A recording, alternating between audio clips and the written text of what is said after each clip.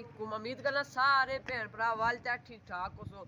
अज साडा मूड सी मच्छी खाने ना ते अस आए चेक करी सकते हो फजले रब्बी चिकन एंड फ्राई फिश। ठीक है, उन्होंने दुकाना पर आए अज अस उन्होंने थोड़ी मुलाकात भी करासा ते कच्ची मच्छी भी दसा ते पक्की भी दसा।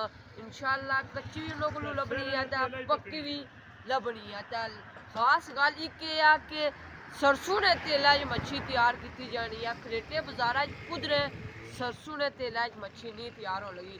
इन्हों को तुसों की मच्छी भी लभसी ते और छोरी मुर्गा भी लभसी। लोकेशन क्या है उन्होंने उन्होंने कोलू ये पूछी लोकेशन सारा उन्होंने डेटा दसा। आई जाओ तू अस्सलाम वालेकुम। क्या हाल है जनाब? ठीक हो गया। तो मैं ये गल दसो ये मच्छी ते ये मुर्गा सब कुछ तुसों अपना जी हमारा ही है। ते मच्छी मिगी ये गल दसो किस रेट सौ किलो देने हो? ते मच्छी भाई जेड़ी है ना रोहू ते ये असां देने 1400 रुपया किलो। ठीक हो गया। उस तो अलावा असां कोल सिल्वर है ठीक हो वो गया। मच्छी असां देने 1200 रुपया किलो पकाई ते। पकाई ते 1200 रुपया पकाई किलो ते रुपया हाँ 1200 रुपया। ते कच्ची ते कच्ची जेड़ी है वो 500 तो किन्नी ते 1000 रुपये दी करा साढ़े कोल इस वास्ते भाई असां कोल मंगला डैम दी मच्छी भी होनी है ते कोटी दरिया दी मच्छी भी होनी है। ठीक हो गया। ते खास गल ये दसो तुसा ये मच्छी तैयार करी ते देने हो ते घरे तेला च तैयार करदे हो टीन दा तेल है कोई डब्बियां दा या घसना आया? नहीं सर ये सिर ना तेल अल मशहूर पोटे दी कच्ची कहानी ना तेल है अच्छा जिसने जैसा मच्छी तैयार करता है। मच्छी तैयार करने जी हो जी माशाल्लाह। मैं ना चेक करो जी इधर लाओ कैमरा जी। ये सरसों ने तेला विच मच्छी तैयार हो रही है ते माशाल्लाह चंगा तेल है। ते मुड़ी ये गल दसो कि तुसां कोल मच्छी तो अलावा क्या चीज़ है और? मच्छी तो अलावा सर असां कोल जड़ा चिकन भी फ्राई करते देने हैं। ठीक हो गया। वो असां जे को किलो दे स्हाब कि नै ते देने हैं 1200 रुपया किलो। ठीक है असां फ्राई करी ते फ्राई करी दे। ते वैसे असां कोल 1.25 किलो ना मुर्गा होना आ ठीक हो वो गया। असां 1500 रुपये ना देने हैं पूरा मुर्गा फ्राई करी पूरा दे। मुर्गा फ्राई करी। ठीक अगर कोई कच्चा गोश्त खड़ा है कच्चे गोश्त ना भाई रोज ना रेट है ठीक हो ते गया।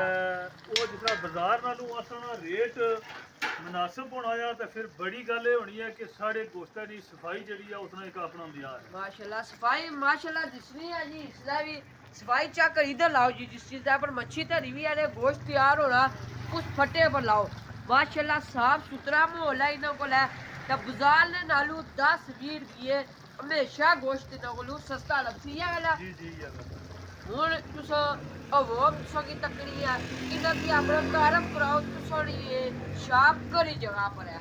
शाप सर साबका यादगार होटल है ठीक हो ते गया। इस वेले ये रहमत बेकरी है ठीक है ते चुंगी ने कोल जनाब रासद शहीद चौक जगह ना नाम आ अच्छा ते उत्थे असली दुकान है फजले रब्बी चिकन एंड फ्राई फिश ठीक है ते इन्होंने मलक गालब माड़ा नाम आ ते बरूट घर न अच्छा ते असां कोल जनाब ये राती सवेरे 10 बजे दी घिनी ठीक हो ते गया। राती असां कोल 11 बजे तक तुसां की ये चीज़ां लभी सकनी जिला खोला जिस वेले आहो लभी सकनियां ते ते उस तो अलावा जनाब जे को ऑर्डर वै ऑर्डर ते है फिर असां मजीद जनाब बंदे कंसेशन देने आ ठीक हो गया। ताकि ज़ाहिर है परचून ना रेट होर होना या थोक ना होर होना या। लेकिन ये गल दसो अगर तुसों की कोई ऑर्डर दे कि घर जुली माल तैयार करी ता देना या जी जी करी दसो वो तैयार असां कारीगर भेजी सकने हैं। करी घर भेजी सकते हो। जी जी ठीक हो गया जी। अगर तुसा की घर शादी पर कुछ खुशी गमी पर ये कोई चीज़ तैयार करानी होवे इन्हें तुस ऑर्डर दियो ये अपना अगर शागिर्द भेजन वो तैयार करी ता देसी ते इन्होंने शाप है जिथे यादगार होटल मैरिज हाल होना सी उस जगह पर आजकल रहमत बेकरी है उसने सामने पारी सर्वर स्टेशन अच्छा उसने नाल इन्होंने शाप है।